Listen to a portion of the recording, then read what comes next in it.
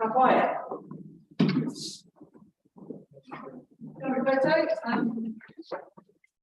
Begin, mate.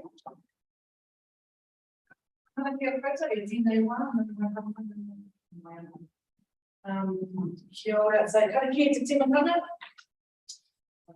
Tupua te waiwa, kia i ngā taumata, ai i a tātou mahi, tātou mai i ngā tikanga a tātou. Kia mau, kia ita, kia pori ai, kia whipuri, kia whakamaua, kia tīna, kia So starting off health and safety, the emergency exits for the town hall are clearly indicated. If we need to evacuate the building, use any of the emergency exits and head towards Texas Street and the assembly in the playground area. Please remain at the assembly area until the building has been confirmed clear. Recording the meeting. This meeting is being held both in person and using video technology. All members participating via audio-video conference will count for the purpose of the meeting forum in accordance with Clause 25B of Schedule 7 to the Local Government Act 2002. The meeting is being live streamed to Council's YouTube channel. The meeting will also be recorded and subject to the recording being of suitable quality will be made available on Council's YouTube channel via a link on Council's website. Extraordinary business. We have one report to add as extraordinary business. Do I have a motion that the federal funding report be added to the agenda as items 10.4? And although the report was not included in the agenda and can't be delayed as the submission to DIA is due on 30th September. Thank you, Violet, and thank you, Jeffrey Seconder. All those in favour, please raise your hand. All those against, please raise your hand. The motion is carried. Does anyone have any other extraordinary business that needs to be added to the agenda? All right. So apologies. We have apologies from Garrett. I think that might be that. And Alex, sorry. Garrett and Alex. I move that the apologies from Garrett and Alex be received. Do I have a seconder? Thank you, Violet. All those in favour, please raise your hand. All those against, please raise your hand. The motion is carried. Conflicts of interest. Are there any conflicts of interest to declare? Acknowledgements and tributes. Does anyone have any acknowledgements and tributes they would like to make? Yeah, Teresa Apples.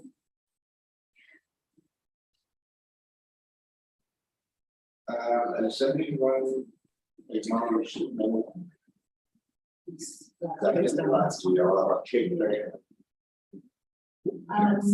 So I'll just add there, thank you very much for your email that you circulated with council and councillors on the mahi that Wai Teresa had done with our community and marae and hapu over the decades, many decades. Much appreciated your email. Kia ora.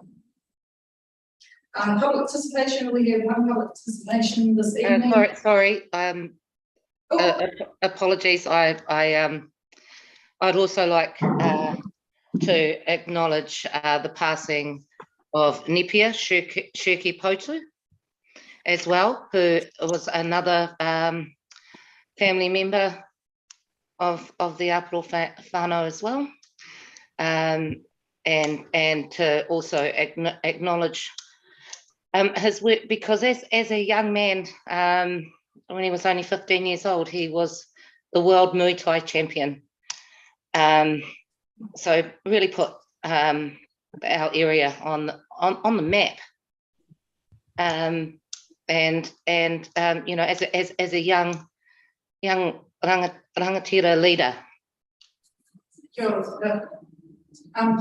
the language?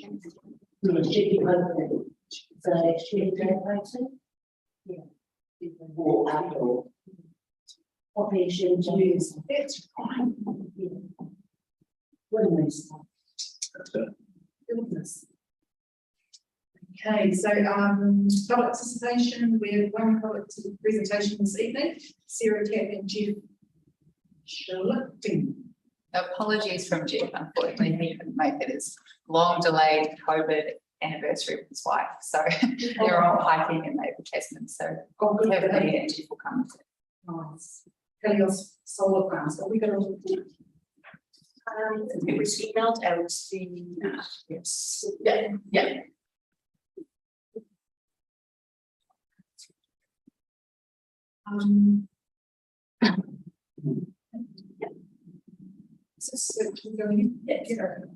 Okay, Stuart, can you come up closer and point yourself closer to the speakers so I can hear you? Yeah. The better you do that. Can you all hear me okay? Speaking in?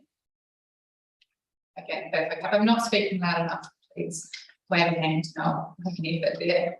Kia ora all, and it's really nice to meet you today. My name is Sarah Tack. I'm originally from Otautahi, and I've just spent the last 3.5 years over in the UK working on solar projects there, and made a decision it was time to get home. I've made a new base in Tamaki Makaurau, and very fortunate to continue developing solar here at a very different stage. In New Zealand, this is new, this is fresh. There's a lot of questions around it. So we're, as a company, really taking the time to meet people, speak face to face very early on. There's a lot of questions I know in the solar space, and happy to answer these tonight and going forward.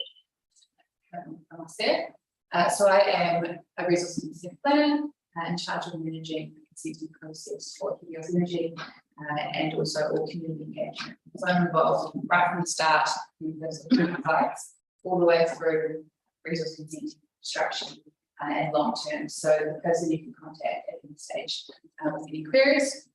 A little bit about Helios Energy. So we are a solar farm developer, and we're looking at a portfolio of projects across New Zealand. We're a Kiwi company, and we specialise in large scale solar. Why large? Because we think it's important to make significant difference and benefit New Zealand towards zero carbon in the future. To give you a few stats around how much is needed in New Zealand. So recent Transpower forecasts are showing that we need 70% more power in New Zealand by 2050. This is because of electrification in industry, commercial cars. So there's a growing need for more electricity. At the same time, with the government making a commitment to 100% renewable energy by 2030. So as we take offline a whole lot of gas and coal-fired power generation, we also need to bring on more renewable energy to replace that, and then even more again to meet those power requirements that we have going forward into the future. We think solar has a role to play in this, and high quality sites in the right places that can make a significant impact.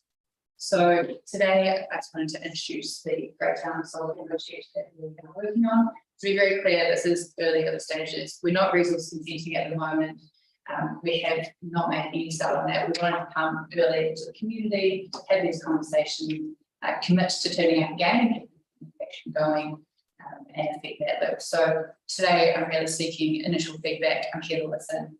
I have some answers, I don't have all the answers as we are at the stages of our projects, but I'm able to continue a conversation on any topic that anyone would like to have going forward.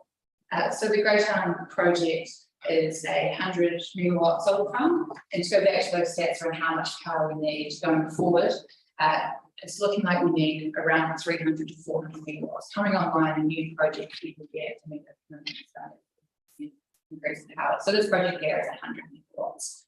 It's over 190 hectares of land, and to give you an idea of what 100 megawatts is, that's about the energy needs of 20,000 homes. So it is a significant scale to the project. In terms of the benefits of solar, so solar is quick to deploy compared to other types of renewable energy, and also compared to other types of renewable energy. It's a low-lying technology. So what we do is you pile drive the foundations into the ground, and they go north-south, and then the solar panels sit on top, and they move east-west slowly through the day following the sun. Those at their maximum height at the ends of the day would have an absolute maximum of 4.5 meters. We've used that number in the project because that's kind of a worst case, even higher than panels are on the market today. It's likely to be a bit shorter.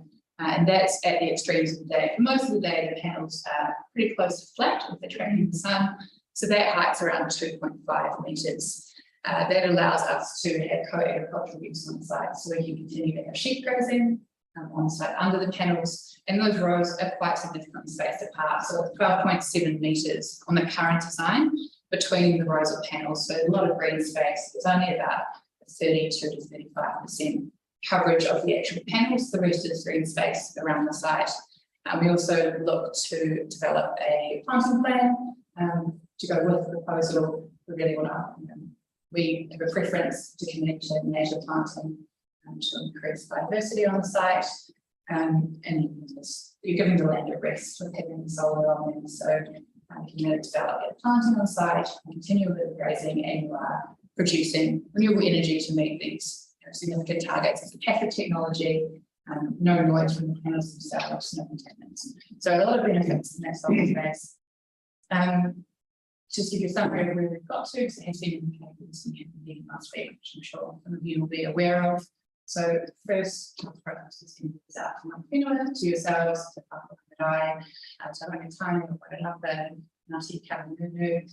and introduce ourselves for further meetings, and those are ongoing currently, and conversation will continue onward. We also sent out, door knocked and gave these brochures that you have in front of you to all properties within a 200 metre buffer of the site, and also offered up that we'll be hosting a bullshit event. A very early doors, let's have a discussion. That was held last week. We had about 100 attendees, which is a really good turnout, incredibly good. It was a meeting of two halves, as some of you may have heard. So from about, the session ran from 4 till 7, from 4 till 6:30, we had about 50 people through.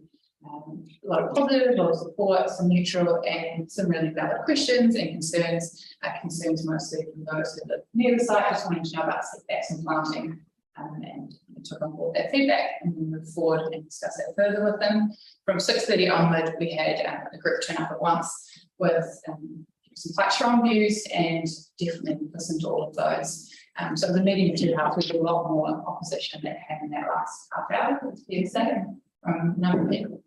The big topics that were covered off in that second component, most of those we can address, and there is some misinformation out there. So I was pretty new to New Zealand, and so there are some concerns that you can read on the internet that we can address really quickly. We can provide good evidence for. To touch on one of those that came up quite a bit is contamination. A lot of people worry about runoff from the panels onto the ground and what that would be doing. So in terms of solar panels as a technology have come a long way in a relatively short space of time. So early panels 15 years ago had some components in them, like the kind of thin rollout panels. They had a few nasty kind of components in them. Not the case in the tier 1 panels that we'd be using, and it's not the case in the market generally anymore. So in terms of the makeup of the panel, 80% of it is glass and aluminium. Got some plastics and polysilicon, some copper and silver in terms of the conductor within the panels themselves. And it's about 0.01% of lead in some panels, which is the one contaminant property. And that is a component of the panel that's encapsulated within the glass, and it's bound physically and chemically with the other components in the panel. So even if it did crack, there wouldn't be concern about leaching. There is no liquid in the panel that can leak out or anything like that. So I just wanted to be really clear on that, so it's a concern. And the other topic that came up quite a lot was fire and concern about fire on site. So the panels themselves aren't flammable. So there's no chance of them creating a fire. What we have seen overseas where people kind of get concerned is rooftop solar.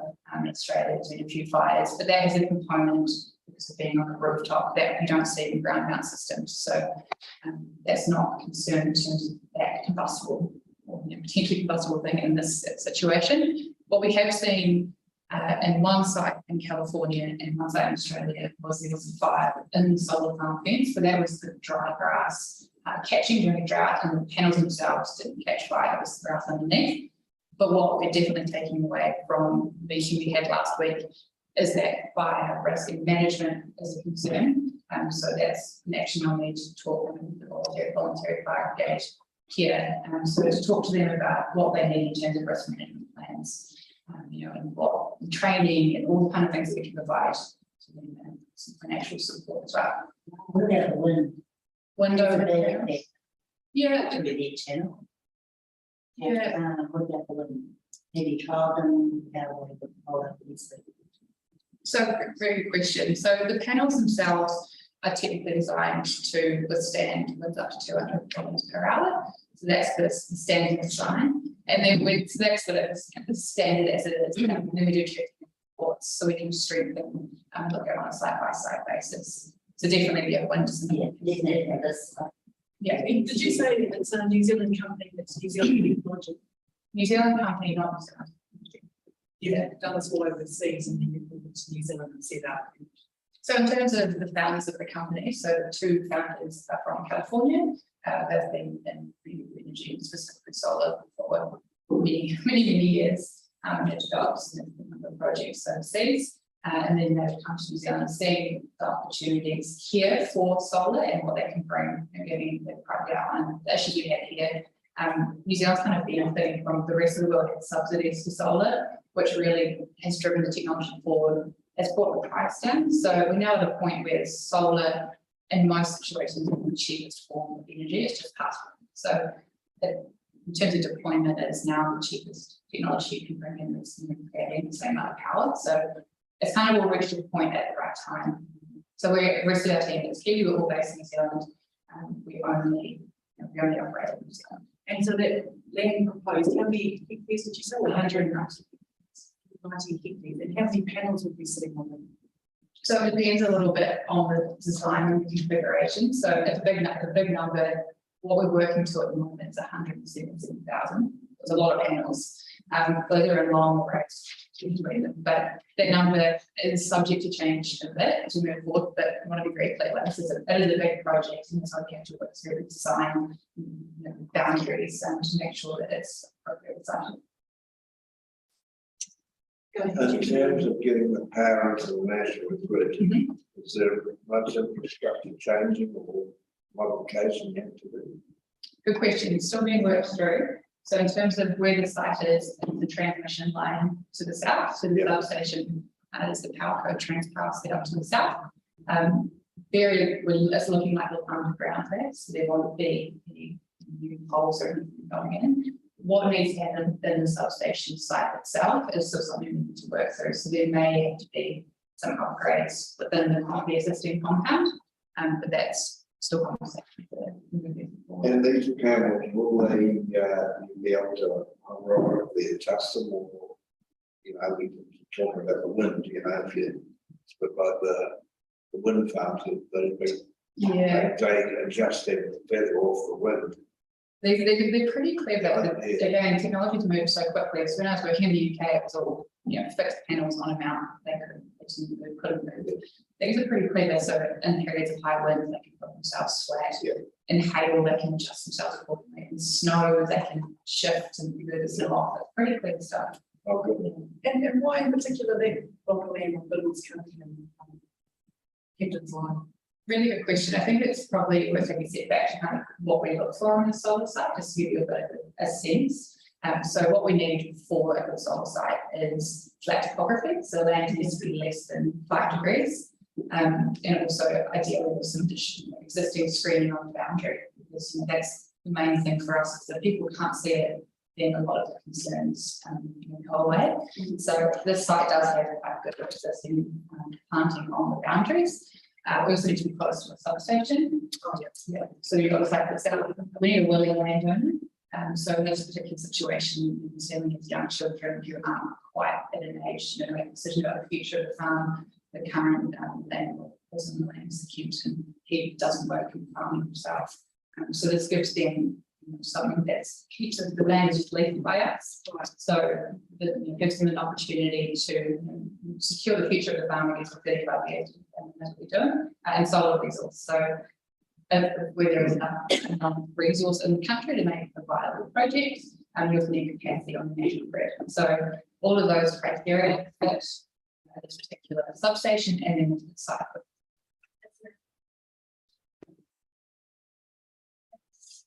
For us, across our portfolio, we are looking kind of around 100 hectare plus sites. so 50 megawatt plus.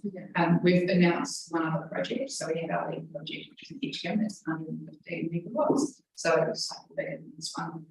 But again, with about the size, so that we can make a substantial difference. It's financially viable, so the project will actually go ahead. Got a question for you, Tom. Go ahead. Thank you for that. I'm just wondering, we're talking about feeding the power through to into the local grid. Is there a benefit to the local area? Are we talking about actually helping some of our more vulnerable that we have within our area, where we know power is actually one of their major bills? Yeah, really good question. Thanks, Bert. In terms of, so this power goes into the national grid, so there isn't a benefit straight away. So what we hope is with all these projects that are coming online, what we will see is a drop in price for consumers. Well, that's what will happen to get more power online. But we definitely acknowledge that, we need to be, we want to provide a legacy. We're in this community for 35 years, so we do want to be giving back, and that's a kind of point that I really like feedback from you tonight. So what we'll look to do as the project progresses, and this is very early stage at the moment, but there'll be a set fund put aside per year, that will be available. We'd like it to be in the education space and the renewable energy space, and so that's to fit with what we do. So today I met with someone at the high school and asked me as well, just to introduce as one part of that community initiative. What we have done is we've partnered with a group called Tahiako, and they focus on an education program in schools. So it can vary from year 5 through year 10, depending on the local setup and who's interested. And it's a 20-hour curriculum on climate change, renewable energy, and they have this. There's a program called We Share Solar. So it's a solar suitcase that the kids then put together. They put together a solar panel. They put together a light bulb. So it's an education piece, and we'd look to commit to funding that for the term of the solar farm. We're also, hoping to look at scholarships and kind of apprenticeship pieces. But would really like your feedback. Ideally, in that space of renewable energy education, so we can give a hand up. And we're probably an ongoing conversation there as we kind of refine the project. But really like I'm sorry, you said the term of 35 years. yes. And so what happens at the end of the 35 years? So at the end of the 35 years, so the panels themselves, manufacturer warranty, and what we tested at is they can last 40 years, but at 35 years is when the other components, really start to fail. And 35 years is also the next term landowners. So at that point, there's a commitment in the agreement with the landowner that everything will be removed and will be returned to its original state. So the panels are pile driven in, so they can just be popped back out. That's a steel, so it can be recycled. The panels themselves, as I said, 80% glass and aluminium. If we go off current data right now recycling, what we do is we strip the aluminium off, crush down the middle of the panel, and that can all be used as an material in construction, so it will go into concrete. Hopefully, if New Zealand follows what the rest of the world has done, because there's valuable materials in those panels, the copper and the silver, overseas they have mechanical or heat processes to separate the panel and recycle and reuse those parts. But I do want to speak to even at present day, they can be recycled. So everything is removed from the site and there's a commitment to return it to us. But you guys do that? Yes, yeah. And a fund is put aside to ensure that that happens. So there is a chance of this just being there. Just another one. I guess you've done your homework on the national policy statement on productive land. Yes. How much reduction of production from that land now to where it is if you cover it with solar panels? I know you said you can run sheep under it, but you won't be able to run it 100% like you did before. Absolutely, absolutely. So in terms of a number, that's a great question and one that we will move forward into an application. That's a good point. I don't have a number in terms of percentage, but you are correct. It's not the full amount. It's probably fairly close. We're thinking in a New Zealand setting, because looking at Australia, it's a bit different, you know, as in terms of the case study, because you've got quite arid conditions, so they can't have as much sheep on site. When I was working in the UK, it's around about the same sheep numbers on site. This site here, half of it is a cattle run block currently. They won't be able to have cattle. They like to scratch a bit too much. So we'll be moving cattle off there and then we'll be moving to sheep. But yeah, you're correct. It's not the same volume. Okay, anyone else have questions? Oh, just an observation, I guess it's very similar to when they started with the wind farm, something new, and something we've got to get our heads around. And I guess a big thing for you people is you are actually coming to us early and explaining it. You know, when the worst thing that we the committee is given second hand from some of us, the newspapers don't cover the whole story. So, you know, we can get it first hand, it's great for us. Yeah, that's great. Thank you, Sarah, for your presentation. And really thorough. And you've probably said it 100 times in the last few days. No, I haven't. This is fresh. Thank you. Thank you. That was a great presentation. Any other parts I had? Oh, here we need. Kia ora koutou, kia ora tātou. Just one pātai around. I'm just thinking because it's very close to the kura, very close to Kura Nui, and I know those roads. They're not the greatest of quality. What's the impact? You know, the construction phase is 12 months. What's the impact on the roads and in safety? And you know, there being lots of traffic around. You know, kids going to and from. Have you thought about how you would mitigate that, or you know, mitigate dangers around those intersections and things? Incredibly good question, and definitely one that is going to take a lot of my attention as we move forward. So, as part of a planning application, we prepare a transport assessment, which looks at the best route to site in terms of safety and managing that, making sure that we have a really thorough construction management plan in place. That it is big trucks that have to come in and develop to deliver all of these components. So definitely that's a key concern. On your point about the road quality, so we do have, we anticipate risk of condition and we'll going forward around ensuring the quality of the roads, doing a survey beforehand, and the survey after construction, and managing it through the process just to ensure that there is some degradation in the road quality as a result of our construction. But definitely an area that will develop and 100% will be addressed is how to manage those traffic movements with general members of the community, and definitely hoping and looking to come into the south of the site so we don't have to go past the high school. That would be ideal. So that's a real focus of my work too. Thank you. I'd like to commend you and reaching out to Evie as well. And I like the giving back idea, the social benefit to business, and we're keep encouraging you with the Evie to provide those opportunities for education and scholarships and as your regions. Just on that point, do you have any kind of ideas of how this format could, if we do move forward with some scholarship, we really do want to, the best place to advertise those or who to work with on an appropriate structure for those? Is there anyone? Through us initially, initially, and then we can push out to the Māori and the people.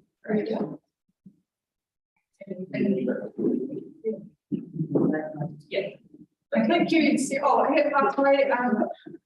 I just think, like with any scholarship, we've got so many youth at the moment, and they're really, really engaged when it comes to anything to do with climate. And so I think any kind of scholarship that may help them to further their education on these things at a tertiary level, to be able to let the schools know to start putting them through as well. The more people that are aware. I think one of the hardest things with scholarships is a lot of them people don't know they're out there. Yes. And so a lot of people end up missing out on actually putting their hand up for scholarships. If you know, so the more open and available they can be, the better. Yes. Thank you very much. I think there'll be a lot of people all over this, if you keep pushing the benefits of it. Yeah.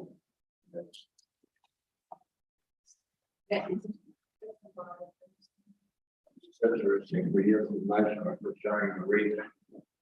Rather than just up the link, the combined district council, you know, there's 110 happy with a walrus. Bring it down. Yeah. No. So you can't, you won't be able to get a poll. The cheap in the law. Yeah, like, we can see you getting charges. Yeah. No, very good, thank you. Okay, thank you very much, Sarah. Great. Stay in touch. Thank you all. Okay, so it's just, are there any actions in the public participation? New directions, that's going. So minutes for confirmation, are there any corrections needed to the Māori Standing Committee meeting on 2nd August 2022? Do I have a move to receive the minutes from Māori Standing Committee? Aye. If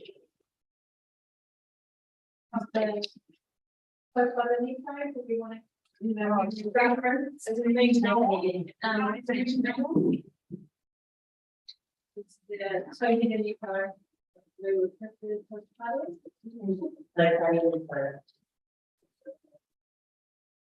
And on the Māori Partnership Representation Report, the CU that. However, people in the area are only Māori communities are putting. HAPR, number 3, coming from page 1. Oh, that's an paper. Oh, okay, hang on, we'll come back to that again. Oh, okay. So, any other corrections for the minutes? Anybody? Okay, do I, we have to move the minutes of the Māori Standing Committee meeting held on the 2nd of August, true correct record. Right, Andrea, and do I have a second? Yeah, all those in favour, please raise your hand. All those against, please raise your hand. The motion is carried. Then we'll move for the chairperson's report. We'll move on to Robert with the minutes really come up 6. So Robert is meeting better funding reporting. And it's a good cordial and it's something for us to really think about. If you're are teetering on an idea or a project that needs some funding and resourcing, this could be the one for you. Go ahead. Go be the silver bullet. Yeah. No, Breakdown Aho, Co Military Wells Savannah, Co Robin Aho, Kanui Committee Ki Koto. Tēnā koutou, tēnā koutou, tēnā koutou. Kia ora. Yes, I'm here to talk about an opportunity that we had through the Clean Waters Reform that's been developed by government. There's been a number of funding packages that come through. This one in particular is called the Better Off Funding Package, and this gives an amount of money available to 4 councils, and there are some criteria around the funding. The funding is meant to help councils move to the way that they're operating in the future. Green waters infrastructure is removed from the council operations. The criteria that we're really focused on is the third criteria, which is delivery of infrastructure and or services that support local placemaking and improvements in community wellbeing. So what we're proposing is that we use the entire $1.88 million, which is the first tranche of funding under Better Off funding. And the amount of the funding is determined based on the size of the council and some other criteria that the IA put in place. So the first tranche of funding, what we would like to do is set, rather than cherry pick a number of projects up front to fund under the criteria that they've identified, we'd like to set up a whole new mechanism in order to bring projects from the community through a new governance group, which will have mana whenua representation in that governance group, and then set up a mechanism so that projects can be considered over the life of that funding, which can go up to 5 years. And then there may be a second tranche of funding in the future if the 3 Waters reform goes through, which would extend that funding into the future. So as I said, there's 3 parts to it that we're proposing: a new fund, community wellbeing fund. Secondly, a governance group that would be made up of councillors, ELT members, Māori community representatives, and they would make sure that the fund was accessed equitably, fully, and appropriately. We would actively market the fund through social media mechanisms that we have available in the council, and through going out to the live and talking about this fund. The kind of projects that come through this funding, it's really, there are flat criteria from the DIA on where we can use the money. But we're looking to focus on projects that are associated with wellbeing outcomes, and we encourage appropriate applications that focus on reconnecting and regenerating our communities after COVID, community development initiatives that focus on Māori wellness, promoting safer, welcoming, inclusive communities. And what we want to do is connect the natural assets and the culture and the people of South Warrior together through this new fund that we're putting together. We can also bring long-term plan projects that were in years 4 to 10 of our long-term plan forward, if the new committee believes they should be brought forward. So we can bring entirely new projects through this new mechanism, or we could accelerate long-term plan projects through this mechanism. The third part of what we want to do is we want to deliver quality projects on time and within agreed budgets, and we do that through staging project management resources. We'd encourage people that want to bring the projects forward to bring their own project management resources, but we want to develop some project resources as well, and that would develop that resource community. So the council has agreed for us to put in education based on this community wellbeing fund. The application needs to go in by the 30th of September. If we don't put an application in by the 30th of September, we can ask for a waiver and put it in later, but there's really the risk that that money will go away. So we see this as a fantastic opportunity to bring the community together, a new initiative to give, it's been a really tough time with COVID and inflation, and people are feeling quite vulnerable in the community. But at the same time, we've got to be thinking, be forward thinking about the role of council in the future when we don't have all these assets that we're going to be managing. And this gives us a real strategic opportunity to pivot towards social connectiveness and social community wellbeing through this fund. And what we're asking from you tonight is your thoughts about endorsing this, about being part of the co-design of this, participating in this in the future. And then we're also interested to know what outcomes would you like to see and how we could manage those outcomes, measure those outcomes. What would be successful to you if we were able to? Thank you, Robin. Does anyone have a point of share? I was just going to ask, Robin, can you see this sitting as a group outside council to We're not proposing that this would be a committee of council, it would be a governance group. Yeah, But that's one right. of the, to give it propose the mechanisms to be able to deliver this to the community. Yes, so it was sit outside. But one of the first things that we propose is that we would draft up a draft of terms of reference, but the committee would settle on those terms of reference, then develop the guidelines on how this fund would be used. it'll be a council committee, but it'll sit outside council, so we're bringing in Māori Standing Committee and other representative groups. Oh, sorry, I was going to cut, please. Go ahead, Pat. Kia ora. Thank you for that. I'm sorry, whereabouts are you from? I couldn't pick it up when you first sat down. Greytown. Oh, Greytown. So you're just representing a group already, or no? No, I work for the council. Robert works for the council.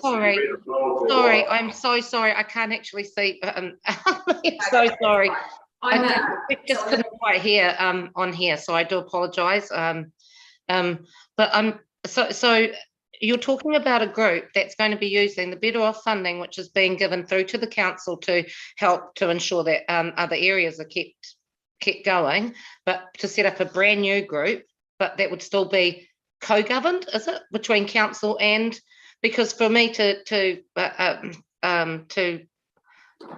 be saying this will be driven because there's 2 amounts or 3 amounts that will be coming from central government through, so that way council can ensure that our other assets, and like our infrastructure and things, our basics, if we're looking at the spatial plan and what needs to be done, if we're looking at increasing the amount of areas and urban and things, we need to be really sitting down and talking about things like that, shouldn't we? I mean, we've got some serious infrastructure when people are moving their waste from Featherston to Greytown.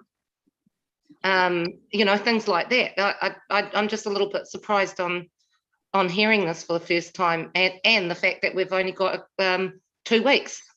Yeah. It's been the council, but we discussed at the council that what Robin was saying, there is criteria around what we can use the money for. Yeah. And So this will be a new. So this is a co-gov. I'm really sorry. I'm just a little bit confused, and I do apologise. I've got COVID, so maybe I'm missing something. But just some clarification would be awesome, because I'm. So we brought this concept to council on the 10th of August, and the council resolved to apply for the money from the DIA on the basis of creating this new community wellbeing fund. There are strict criteria, and the criteria include delivery of infrastructure and or services. Okay. But rather than choose which infrastructure or services we're going to apply the money for before the 30th of September this year, and arbitrarily decide where we're going to apply it, we're going to create a new fund, a new mechanism, and a new governance group that will decide where that money goes under certain criteria that fit with the DIA criteria and are associated with strategic priorities of the council and the 4 well-beings of the council. That was my understanding, so that's why I obviously, just from what I could hear, I obviously missed out on picking up some of the things. So I do apologise, but I just needed to make sure it was really clear, because, like I say, we know our infrastructure is needing working, and you know, Gillies has brought up as well the concerns that we have with regards to some of our infrastructure, especially around the wastewater there. So anyway, that's by the by. Apologies. Andrea? So you see, this is should Three Waters reforms go ahead? This money, if we apply for 30th of September this year, tranche 2, which is $5 million, that would be when the reforms go ahead post 2024. Okay, cool.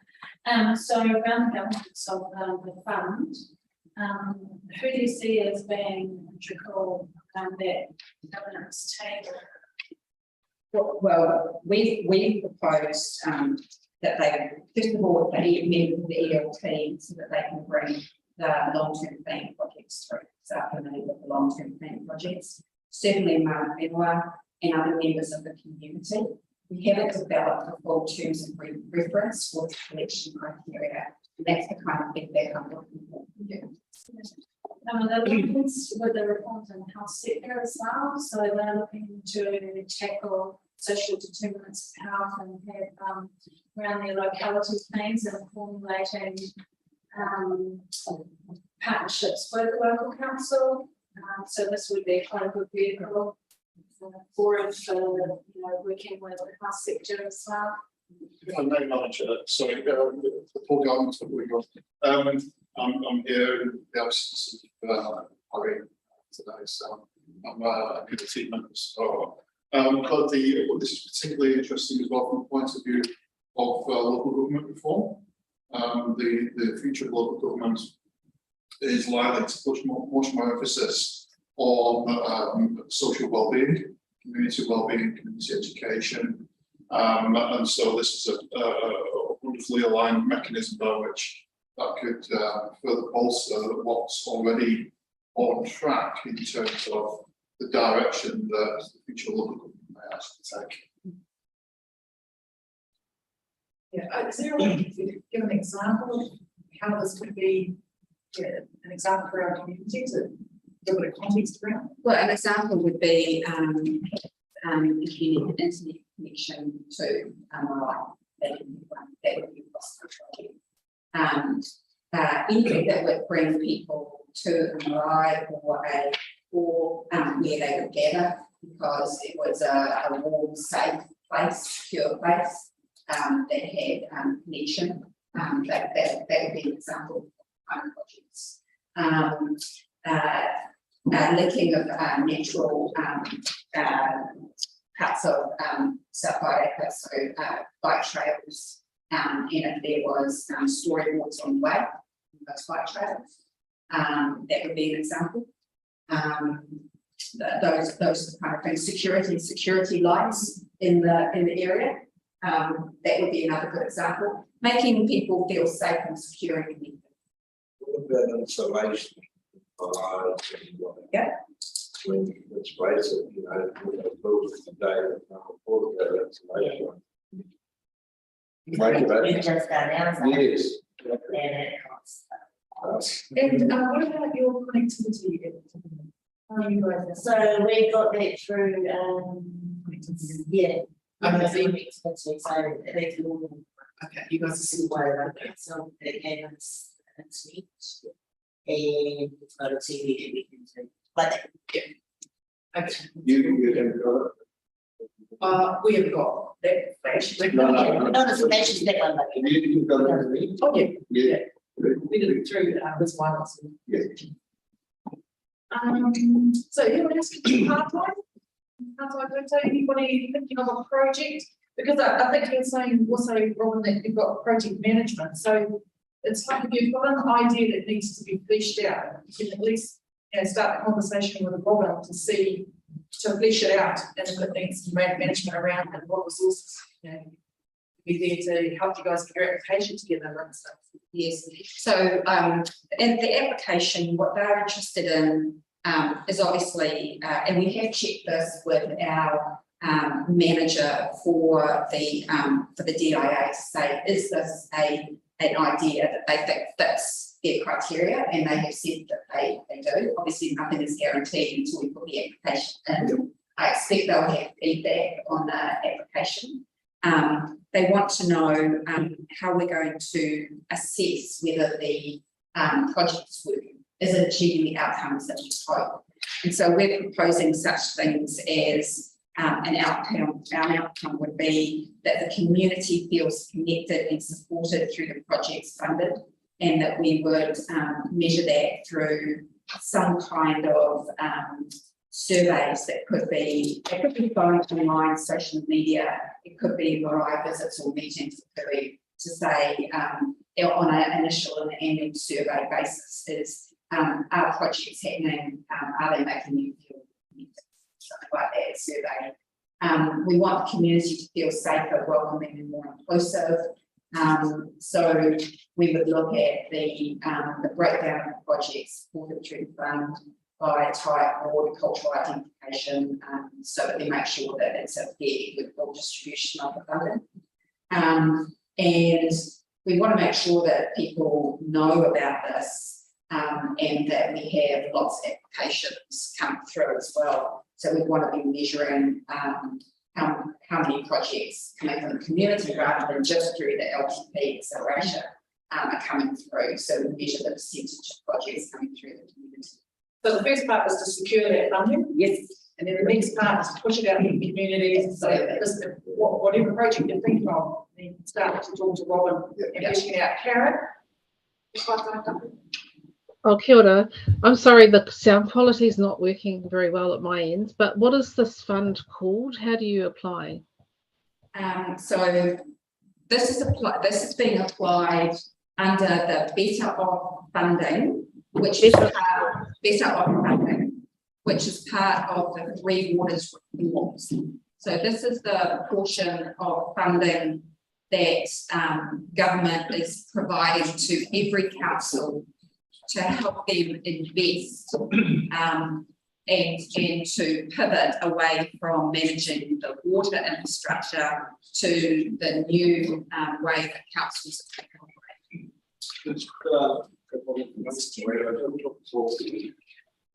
Well, just for, if we got a place to went to council in August about this, and to we forward it to all Yes, we can. the members, but it explains it a lot better. The audio's not all that sort of good. Just one question I want to ask, from when would you see this committee or group formed? Because I think, you know, it's a brilliant idea that money, you're going to get the money and we don't have to buy it back, which is better.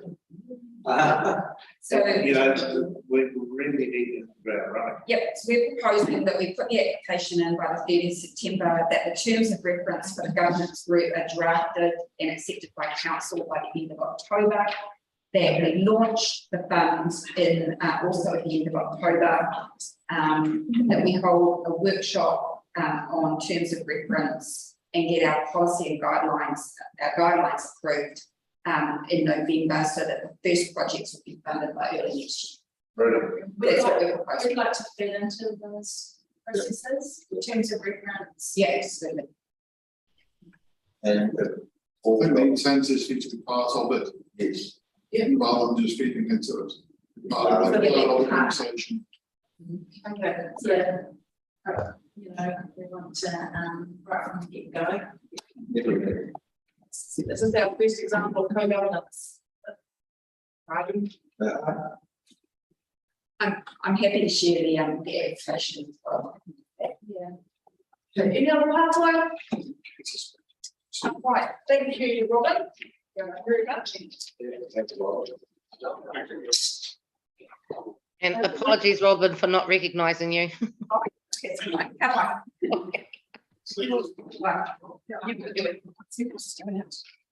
And before we move on, I'll just receive Yeah, I'll wait a minute. Thanks, Jimmy. I'll make you. Cool. All right, now we're on to chairperson's report, 8.1. We now move, do I have a move to receive the chairperson's report? Do I have a seconder? Violet. All those in favour, please raise your hand. All those against, please raise your hand. The motion is carried. So what have I got here? So I've got here to put one remission of rates on Māori land. So I was at another hui last week, it's probably to a Māori, so to a Great Wellington Regional Council, and this was one of the topics we discussed, and I thought, oh, I better make sure that comes through to the Māori Standing Committee, because if you're not aware, to make you aware that obviously these rates remission for Māori land, and obviously if the Māoris are sitting on Māori land, you should have, if you haven't already, you will right rates remission. Actually, this is all, I thought we discussed this in Europe. By the time, yeah, it's got some. It's right, and yeah, if anyone took up the offer or if it's already done, I just wanted to put it back out there again. Topic 2, Winton Regional Economic Development Plan 2022-2032.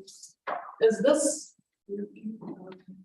this booklet here, and this is the Winton Regional Economic Development Plan. For the first time, it's been really inclusive of Purapinua and Wairarapa.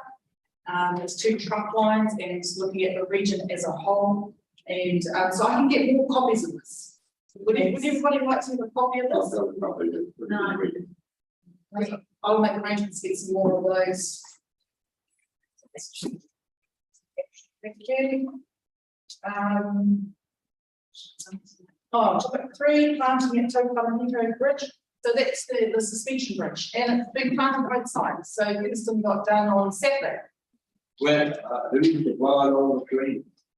Actually, they came from, and some came on, we did 143 trees, by the way, I counted them. And so, yeah, that was all, so both sides have been done, and it looks amazing, it looks amazing. So Māori Partnership and Representation Report. Amanda, you still there? So do I have a mover to receive the Māori Partnership Representation? Kia ora, I'm online. Right, do I have a mover? Yeah. And do I have a seconder? Oh, no. Do I have, all those in favour, please raise your hand. All those against, please raise your hand. The motion is carried. Right. Amanda, can you talk to your report, please? Absolutely. So hopefully you guys can hear me and those online can hear, but the sound quality is not great. But this report we've been working on, the team have been working on since the beginning of the year, and it's looking at our options for Māori representation. And it lays out some ideas and opportunities there are, including things like having representatives from either iwi, hapu or marae come have a voting right at committees on council, right through to a Māori seat, and the process for each of those. We've got some opportunities. All committees get devolved leading up to the election. So once the elections goes through, we don't have any committees, and they get re-established by the new mayor. We, Policy and Governance, have to put forward a paper to the new mayor, making suggestions and giving advice on the committees and the makeup of those committees. And we can put in that paper some of these options. For example, having voting rights at either council or committees. I'm anticipating that the mayor would re-establish the Māori Standing Committee as a given, although just a heads up, they don't have to. And then the process for the longer term approach to establishing a Māori seat or not. So what the options would be through that process. So at the end of the paper, there are a number of questions. I'm not expecting you guys to go into deep conversation about those questions because I think it requires a lot of consideration. And I thought potentially they could be discussed at the workshops that we've got coming up. We've got this on the agenda of one of those workshops, but I definitely wanted the paper to be tabled to give everybody an opportunity to read it and potentially have conversations about it. Awesome, thanks, Amanda. Andrew, did you have any points you wanted to table now? I think it's a good point, Amanda, that you make around, this is a key piece of work for the Māori Standing Committee going forward. I think the timeframes will be too tight in regard to putting up a preferred option for representation going forward. And it may be a mixed model that we come up with, but we really want to do this work justice. So I would like to see the time frame be that when the new mayor is elected, that the Māori Standing Committee is re-established, but this is our key piece of work going for the next triennium. We are going to cover this off in one of our wānanga that we've got. Who's coming to talk to us on that? Yeah. So this is something that we're really interested in noting, the protests around Māori board that council we're a party to last year. And this was the reason why we didn't go quickly, is because we want to do it thoroughly. That's my understanding. So that's my proposal. Thanks, Andrea. Do it properly and do it once. Yeah. Kia ora, Katie, your screen's gone off. You know what I look like? Who's that? Who's that? No, I'm only kidding.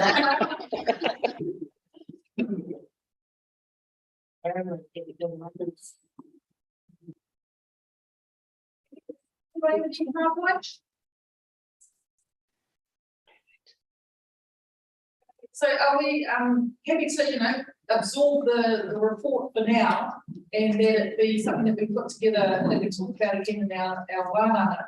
But also Andrew and I were speaking about the question that maybe, because this is our opportunity to put those questions to the Te Marawata forum, because we should be able to get some comparisons and some ideas around what does work in other parts of the water.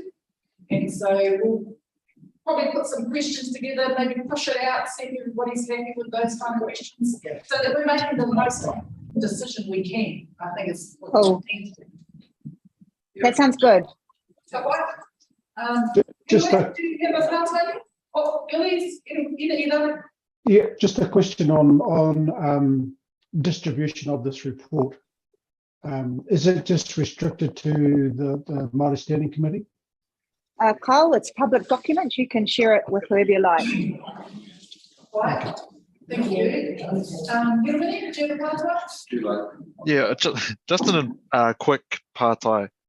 I think an important question, I don't know, it might be already addressed, is like looking at the different functions of the council and also addressing that issue and what functions are better addressed by mana whenua and what in the rangatiratanga sphere and the te tiriti and what a wider Māori sort of Article 3 treaty issues. I think that's some sort of treaty analysis around the treaty interests in the council, and then also mana whenua and Māori generally would be something I really want to cover in those wānanga coming up. Cool. Thanks, Hiruini. I think that's a really good insight. And I think in the paper it talks about, for example, the connection between the Resource Management Act and the role of mana whenua, and potentially if there is a committee that covers like the planning. We've currently got Planning and Regulatory Committee, mostly handles that work. So would it be most important for mana whenua to have a seat in that committee, a voting right at that committee? So that would be one question. And just on a side note, I think we're pretty close to making an announcement about appointment to our Māori role. And I'm hoping that person would be able to help support do some of that work. Yeah. One of the other key considerations is actually where is local government heading in the future. So this can shape that up, and we've got to steer just from Robin tonight on some indications of where it's heading. Community and wellness. Yeah, I think since I've come on, and we have seen the Māori Standing Committee slowly, being able to have some pūtea that they're able to put towards things to help out within the area and things. But I see in the report about the fact that joining some of those committees and things, the Māori Standing Committee has never been paid to go on there. It's always kind of been, we need you on there, we need your advice and we need your knowledge, and there hasn't been the same remuneration as there has been for others. And I think that that's really important too, Amanda. I don't think that should wait. It should be, if that's coming on and the Māori Standing Committee is going to be re-established next time, that needs to be acknowledged as well. Yeah, that's one of the very big issues front and centre for me, Pip, that I noticed really quickly when I had a look at what was at the budgets, and that's something I'm working on in the background. But yes, absolutely, 100%. And that's one of the things that it says, that any mana whenua reps or Māori Standing Committee reps that sit on any council committees or council with a voting right absolutely needs to be paid the same. Yeah. It's just that I believe that's the reason why a lot of the time they just can't make it, because to be able to be present at a lot of the council meetings, so Absolutely. It'll make a huge difference. Yeah, 100% support that. Anything else, Bo? Hey, excellent, right. It'll be moving over to the wānanga, I think. Financial assistance report, 9.2. Do I have a mover to receive the financial assistance report? Carol Violet. Note that the application from South Wairarapa Community COVID Survival Kits is only eligible for one council administrative grant under the current grants policy. Note that the committee can still make a decision that does not align with council policy if it considers there a good reason to not apply that policy. So a few years ago, you used to be able to put an application into all of the community boards as well as Māori Standing Committee. And now you can only do one application to one of those funds or one of those boards, committees. So this is what's happening with this application is that they've applied to all four, you know, 3 community boards and Māori Standing Committee. So the policy is saying they can only really apply to one to get funding. So we can, but we can still give something if we wish to. So I don't know if anyone's had a chance to read through that report. It has a call for consideration, something they'd like to say. I mean, it's a good application and she's well supported. And of course, midnight tonight no longer need to wear masks. Yeah, The timing is a bit, darn it. but in COVID, so. Absolutely. And it's still something for the community. And I guess, you know, we don't know whether the COVID company can walk in. Oh, that's right. Miles will be written. And so what does everybody feel? Did someone just receive? I'd just like to confirm it's definitely still out in the community. It's from. Yeah. Oh, yes, please. So So they're asking for $1,000. What is people's thoughts around that? Well, I guess, you know, as what I can see, you know, the flu really bad. I mean, really like that. Oh, yeah, Yeah. absolutely. You know, what's $1,000? Yeah, and I'm not having. where's the application asking for $1,000? So, 28. Also, yeah. It's one that when Sandy come in, Sandy Malachi. But she didn't have a grant application at that time. No. And I'm just looking at where it is. So it's come through via the, I don't know, the council, has it?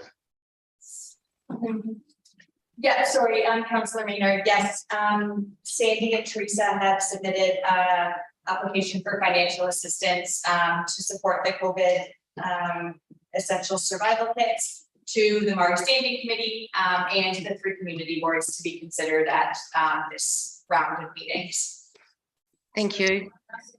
So this is the first meeting. Greytown Community Board meets tomorrow. And Martinborough next week and Featherston the following week. Okay. How do we feel? I mean, we have got budget.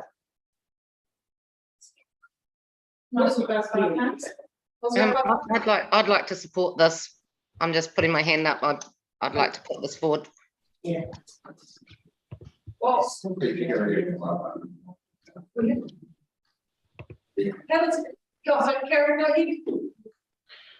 I'd like to support it as well. I do believe that this will actually be able to reach a lot of vulnerable people still in our community.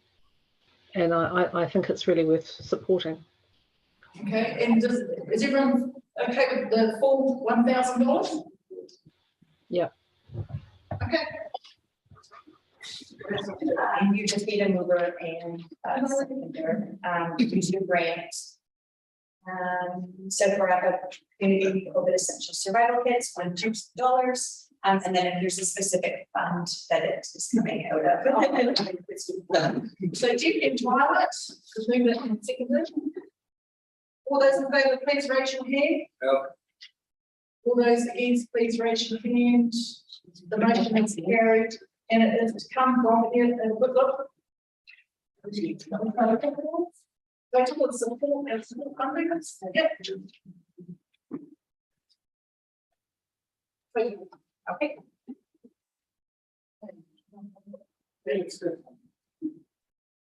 Right, action items report. 10.1.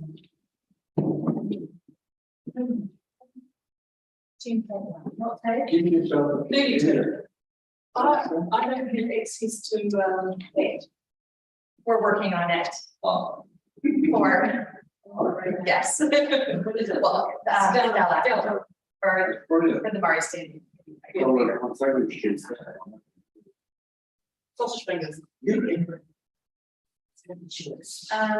Let's make council resolution.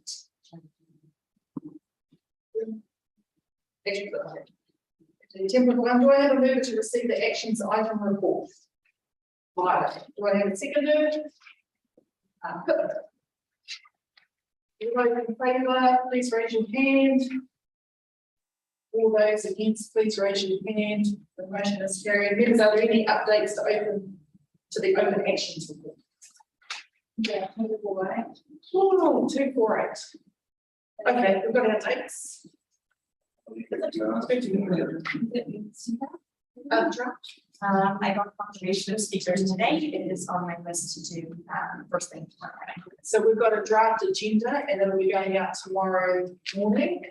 And just to confirm, we've got Paula Munson for session 1 and from Tina Maruata for session 2. And then the following Tuesday, we've got Tina Paro. Is that right, Amanda? She confirmed? Yes, she has. Tanya is confirmed. Yep. Brilliant. And then also followed by Scott's Sunfield. So it's a good lineup of people, so it's a good opportunity for us to cordial. Scott works for the regional council, but he's with the metrics. Yeah. And so he's going to be talking to us about what it could look like, what it might look like and feel for us as Māori if the RMA goes through, the RMA, 3 waters, and then the change of local government. Great, so we've got our dates right, and that's going to be held as a Rutana office at council. Yes, as well as online. But if you can make it into the office, that would be great. It'd be great to have, we haven't seen you guys for over a year. It'll come out tomorrow. It'll come out tomorrow. Yep. And so we're starting at 5 o'clock. We're going to have a cup of tea and a bit of fun over time. And then Polder starts at 5:30. Okay. So finally, got that one. What else is outstanding? Open is the, what's that one? Gee, this is like such small print. I can hardly read it. Oh, this is our review of our grant forms. Okay, yeah, that's one of our well-known activities. Okay, this one is 189. Chairman of the committee will meet and trustees and stakeholders each month to discuss the direction of the. Okay, that's to share our outcomes and from our one with our Māori trustees. And then 358.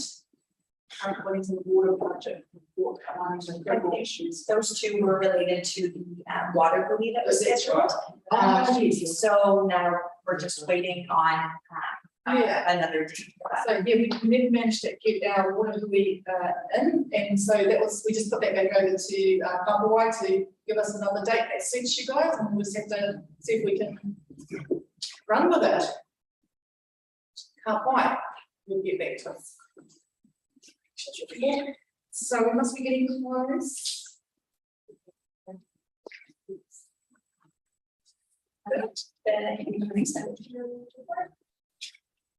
10.2. Income and expenditure report. Do I have a mover to receive the income and expenditure statement for the period ending 30 June 2022? Yeah, a seconder. GP. All those in favour, please raise your hand.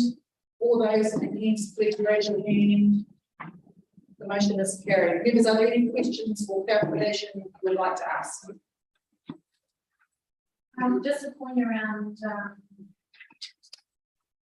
with the election and the de-establishment on Māori Standing Committee. Just some room out and. Because the financial year is July to June. Now we just sit. The new party. I think there's a procedure, isn't there, Amanda? Once the elections are over. Sorry, can you repeat the question? Andrew Was that just for me? asked- Yeah, Andrew just asked, what's the status of the Māori Standing Committee? How does it kickstart the triennium? I think, as you said before, the mayor starts it all after Yeah. the election. Is that right? That's correct. So the mayor makes the call on all committees and subcommittees that are set up.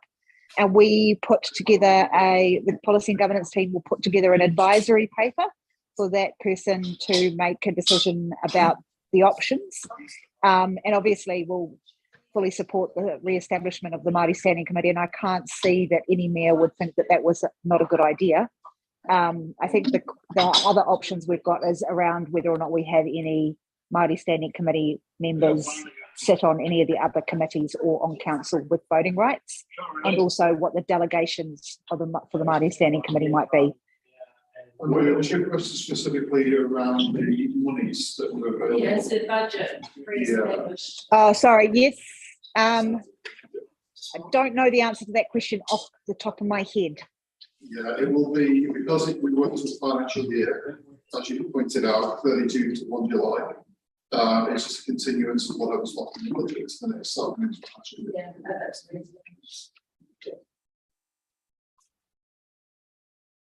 Does anyone have any part-time? I mean, again, this is another point for our one, I have to talk about our budgets and how we present that. I mean, yeah, it's how you guys want this information presented. I've just got a couple of things to ask about. Which pie would the funding come out for the grant that we've just said yes to? Total. Okay, awesome. And is it something else with regards to new? So in the past, we've always had the Māori Standing Committee, or representatives to come and help with the porphyry when there's with the new elected members coming on. Amanda, so you might be able to help me with that. Like Yes. So this is probably the best time to talk about it as the last meeting. Yep. Or just to make sure that it's okay that council reaches out to our Māori Standing Committee members to be able to help support that. Absolutely, that's our plan. Papa waiwo tautoko hauriki. In fact, Amanda and I had already talked about for when the hiring starts as well, to make sure we do a porphyry for. Oh, yes. So we're still waiting for start dates, aren't we, Amanda? Yeah, we're hoping in October. So it'll probably be likely after the election. Yeah. Okay, well, we should probably have a think about that, it might be really good for all of us to attend, if that was possible, of course. Yeah. Last year was last training, I had over here, so it was pretty rude. I think everyone attended. Narita, you were there last year, last training, weren't you? Yeah, I was last training, yeah. Yeah, like you were there. Vaihania was there. By Teresa. Nahi, yeah. Melanie. No, Mel ended up. And Fire Suzanne had some of the. Yes, that's right. She did the Her and Mel did the karanga, I think, to each other. Yeah, can't wait. Okay, well, yeah, we should think about that. We probably should prepare for that. So that will be after the election, but it's another thing for our wānanga, just to. It'll be before the starts. Well, it's good. It's good to know all of the Martinborough Community Board who put their hand up. There was only 4 people, so they're all automatically in, which means that Melanie will be able to karanga again.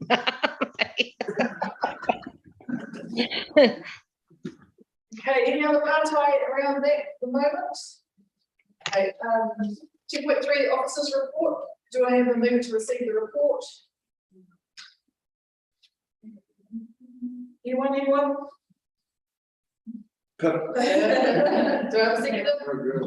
Karen, thanks, Karen. All those in favour, please raise your hand. All those against, please raise your hand.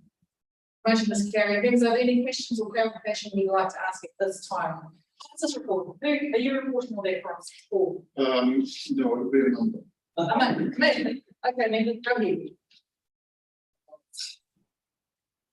I haven't got it in front of me and I'm traveling in a car, so I'm hoping you've read it. And if you've got any questions, just let me know and I can figure out who the person that might be able to answer them if you've got, you know, specific report questions.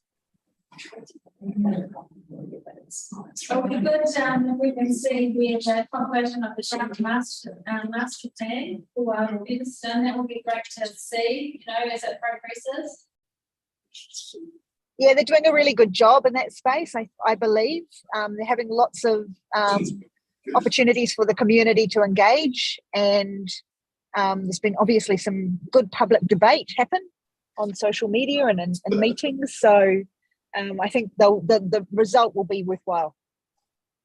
Yes, so we've come to a good result around the dog pound location. Yeah. And it was just another discussion that we had with Russell and James? Jane. No? Is it James? Rick. Rick on site. So we've come to the compromise, and the dog pound is not going to be right behind our buildings, but further out to into lane 2, no, fairway 2. That was agreed to at our last meeting. Right, yeah. And I just wonder how the cabinet, council, they were deciding on whether they were going to join. The bit that the white stuff on another one. Really? It was right up front. And ours across near that. And if They haven't actually charged any. well, I don't know, but. Oh, there'll be more dogs then. There weren't many dogs, dog numbers were going down. Join with cats and then go up. Yeah, the proposal was that it would be on a usage basis, so they would, a user pays type, or between master terms and stuff like that. So rather than contributing towards the cost of the, you know, so that's the, that would be, yeah. I was just thinking like the dog number. Yeah. Yeah, it's quite a way out where our operation is, but yeah. You know, just patient rules. I believe it. Pato, go ahead. So with regards to the dog pound, Rick came over and spoke to me about when they come time to break ground, if it was possible to just have a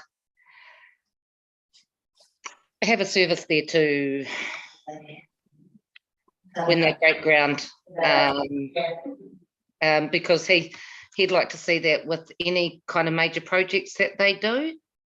And he wanted, but he just didn't know how to go about it. And I said to him that I'd talk to the Māori Standing Committee about it because of the closeness to Paitimokai. We could even just have a blessing before they break ground on the area. Pip, can I ask a question on that? Do you know the timing when that is likely to be? No, and he didn't either. He was hoping to get that information. So once he knew, he was going to let me know. I haven't heard anything yet on when that would be, but you know, I just think it would be if it's possible. I'd that someone from Paitimokai, if you want to, perhaps, or we could reach out to someone from Kohinui, or you know, just to do a blessing when they break ground there. The reason I'm asking is because hopefully our Pau Māori will be on board by then, and that person might be able to help facilitate and negotiate and work out who would be the right person or the right representative to help with that, if that's helpful. Yeah, no, that's good. I mean, I just don't know when the timing is, Amanda. So, all I'd said to Rick was that I'd bring it to the Māori Standing Committee to sit there for Okay, yeah, that's fine, that's fine. Page 60, just looking at the water officers report. Just wondering how the roadshow, has it happened for the Three Waters transition? We're having a roadshow late August, early September that will deliver to councils. Has it happened? Did they have one, Travis regarding the new, that was the only one. They haven't had one. We use. What page are we on? On page 60, water management commentary, the final paragraph here. They state around a roadshow. Pretty Robbins, you know, she's taking over the area. So my understanding is that the some of the uncertainties around the timelines and things like that were delaying those roadshows. The intent is still to have engagement with the community. I think that's probably what you're talking about is around the water reform. Part of the challenge is that a lot of the timelines is being driven by central government. So yeah, that's probably the only thing I can bring to that. So the water officer is saying this. So it'd be really good. So wouldn't mind attending some of these. So when you know, and you Yeah, we probably yeah, absolutely. Everybody, Wellington Waters. So well, this is coming right. Yeah, it's driven by the National Transition Year. Yeah, that which is a DIA sub group. So yeah, it's been a bit of a challenge keeping a line of sight of what those timelines are. And just noting also the Marlborough abatement notice. It's around waste, the wastewater treatment plant and what's happening there. Well, I'm out of working with that on the issues obviously assets and services haven't had an update. But there's not government machine. Actually, some of the issues are very well actually for by giving them something. Yeah, because he was saying that they were wanting Wellington Water, or we were asking them to reprioritise the work that needed the capital. I'll make a note and state that they are. Yeah, it'd be good to see if they had reprioritised. I mean, there's a lot on the water in that report. Okay, any other parts of it? Any other questions around the report? Officer's report? Right. That's it. Oh, that's what we're going to see that one. That's us. I think it's us, isn't it? Just the reader of I do look through in mind, but I'm on the mining company's district man. And we're at the stage that we're about to get the draft document out. And I think it's coming out in October, and I have to them where I went to here, but I think it'll be around that. But I think it's well with having a reader, but we'll be both every representative should be involved. And the statement 2.5 years because they've been running it. So it goes out the draft, comes back, and then it goes out for consultation. Did you say rural district? No, combined with parts and and it's really ruled around something with building that area. And you see what Raz been looking on there? Right, and the Joe Hayes. It's been a pretty robust journey.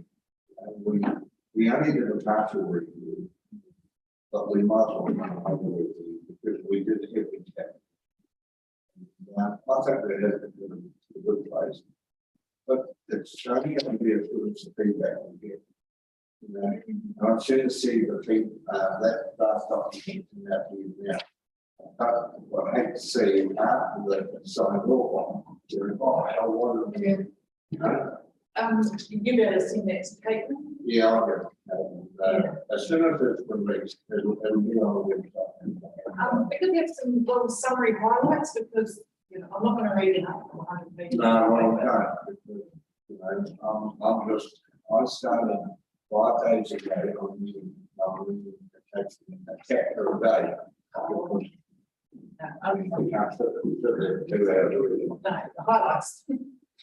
Yes, Something's really- we'll try to get, yeah, we'll try to get it convinced down. And it's, you know, what is important to us, it might be different to, you know, farming communities. Well, yeah, because it's something.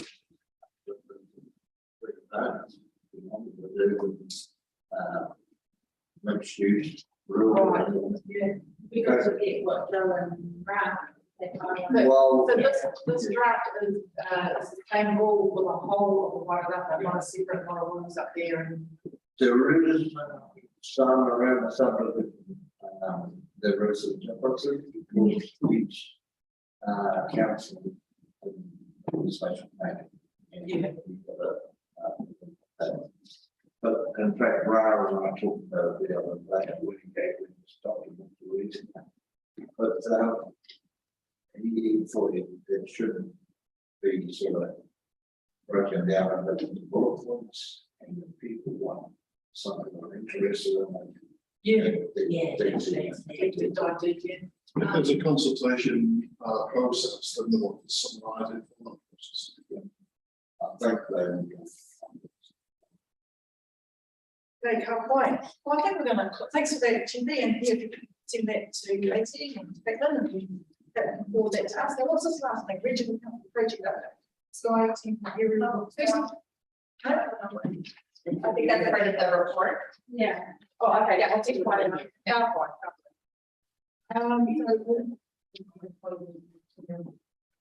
Oh, hang on. Just before we finish, I just want to thank everybody. It's been amazing to work with you all over the last 3 years, and not quite 3 years for some, but everybody that's come on board. I believe in the Māori Standing Committee and what we have been able to put together so far, and I think this group, you know, we can only continue on and just get stronger, and the decisions that are being made and being there's a lot more cohesion between the Māori Standing Committee and the council than there has been in the past, and I believe it's because of the strength that the Māori Standing Committee together has achieved over this last triennium, and I just want to say thank you very much for having me as a part of it. Thanks. Can I add to that too? Look, this is my last meeting with the Māori Standing Committee. I've been on it 12 years. You know, you get less for murder. To be honest, just the note on the head, the has got from strength to strength, and the whole lot of years you've been enjoyed working with them. It's been a privilege for me. Thank you very much. Thank you, GP. Lovely. It's a today over the 5 years I've been around council. So thank you. Yeah, thank you for your contribution. Well, this is our last week until after the election, but of course we'll see you all on the 29th. Great. Any other parts? Anything else? Just FYI, the Every Māori Partnership Board is Te Karawa Te Eka Kawari Hauora is launching on Saturday, 10 AM at Papawai Marae, so you're all welcome to come. That's from the THB around the. That's not THB, is it? Oh, it's just part of the new health programs restructuring under that reform. So Right. Who'd like to close us off? All of us. All of us, all of us. Okay, halfway here. Umu here, Umu here, Umu here. Kia ora, kia ora,